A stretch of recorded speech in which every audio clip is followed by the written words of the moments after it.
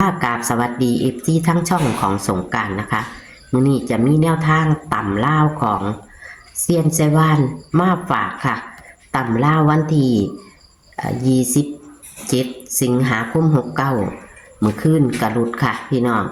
มื้อคืนรุดเลยบ่เห็นเลยเลขมา5775523บอกพี่น้องรุดค่ะเอามื้อนี้เพิ่นจะแก้มือให้ใหม่ค่ะแก่มือเป็นตัวใดเข้ามาไปรับชมรับฟังกันได้เลยค่ะทางการก่อนค่ะสวัสดีค่ะครับมาค่ะแล้วเนี่ยวิ่ง0 กับ 2นะคะจับคู่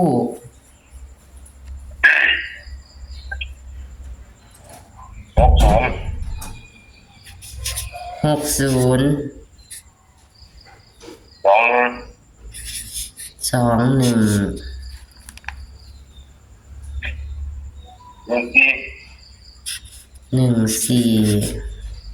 15แก้72 63 70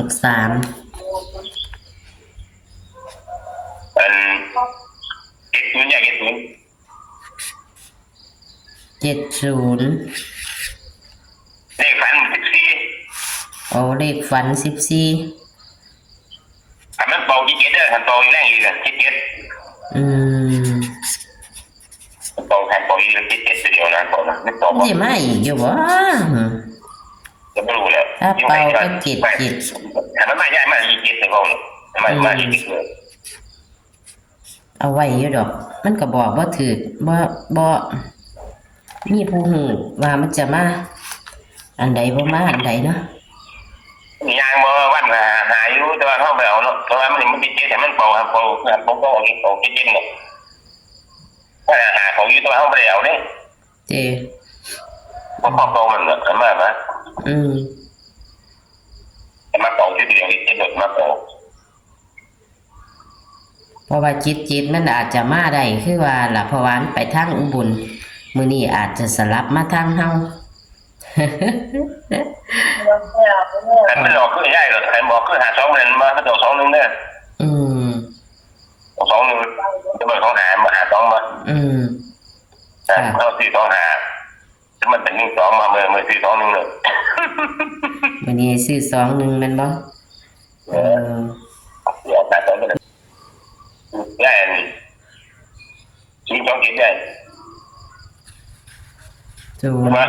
027นี่แค่นั้นแหละถ้าเก้าเจ้าบอกเทละโตฟัน0 กับ 2เจ้านิ่มตัวใดเข้ากันได้มันจะดึงว่าจะดึงอันจะดึงมากจะดึงโตมากจะเลือกอะไรแล้ว2ตัวนิ่มตัวใด2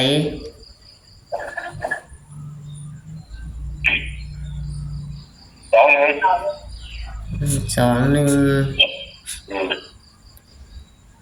ก็เป็นเก็บถึงได้จ้า70แล้วมันจะถึงเนี่ยมาถึงเนี่ยแต่มันเป่าจะได้เลยแต่ละมันสิมาอีกอยู่บ่เป่านั่นน่ะถ้าเก่าหันเป่าแล้วมันบ่เป่าอีกนะอย่างนี้มันมีคนเนาะแต่ว่าเขาก็เฮ็ดหลีกคนได้ค่ะแค่ดอกว่าเป่าครับเป่าเนี่ยถ้ามันต้องมีหม่องเฮ็ดเด้เนาะต้องมีวางเฮ็ดน่ะนะบอกได้เขาไม่เห็นเขาหนีที่หัวถูกใหญ่เลยมันก็อยู่กับการควบคุมของคนคือเก่าดอกว่าลูกพี่บอกเนี่ยมี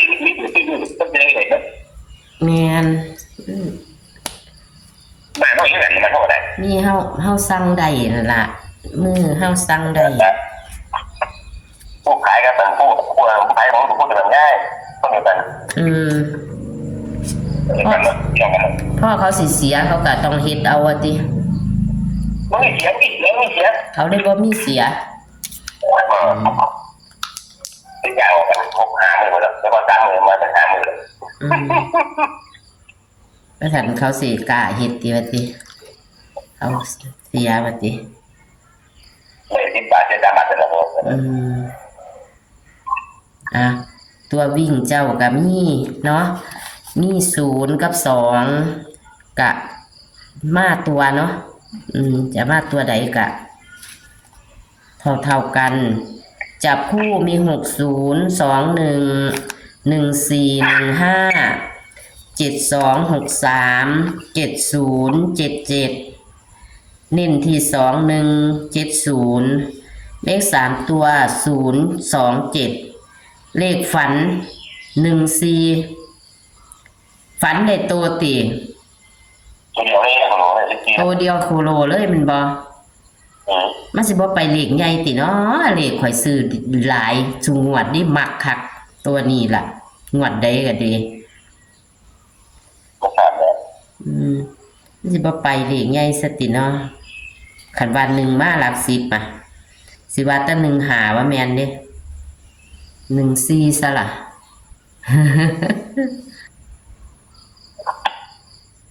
จ้าเอาก็ขอบคุณค่ะ ขอบคุณค่ะ สวัสดีค่ะ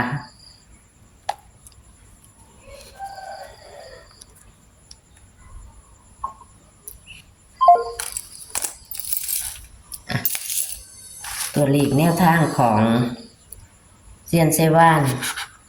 กันรุดไปตามกันเนาะพี่น้องเนาะมันขึ้นกันเลยเลขก็ออกกินโคนว่ามีจักตัวของเพิ่นหลังจากที่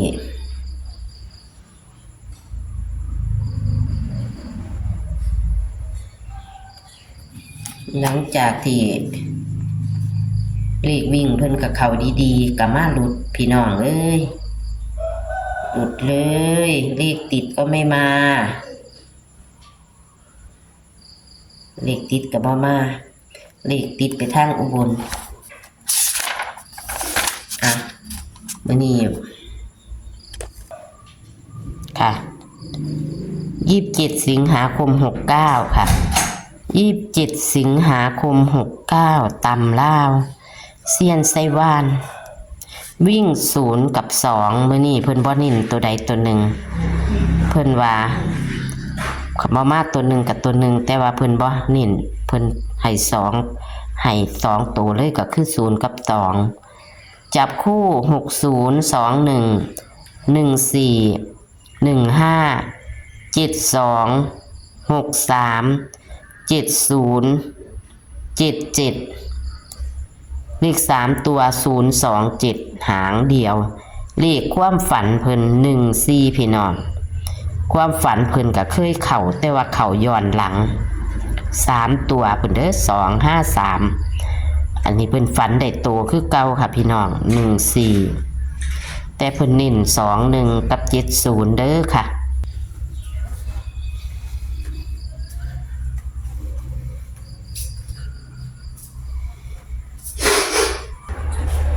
ขอให้โชคให้หมานกับเซียนไซว่านนะคะในวันที่27 สิงหาคม69เป็นวันพฤหัสนะคะโชคมันหมานกับตำล่าวค่ะขอคนละไลค์คนละแชร์นะคะมากระจัดขัดกระพานค่ะคลิปนี้ก็ฝากไว้ซ้ำนี้ค่ะเจอกันคลิปหน้าค่ะสวัสดีค่ะ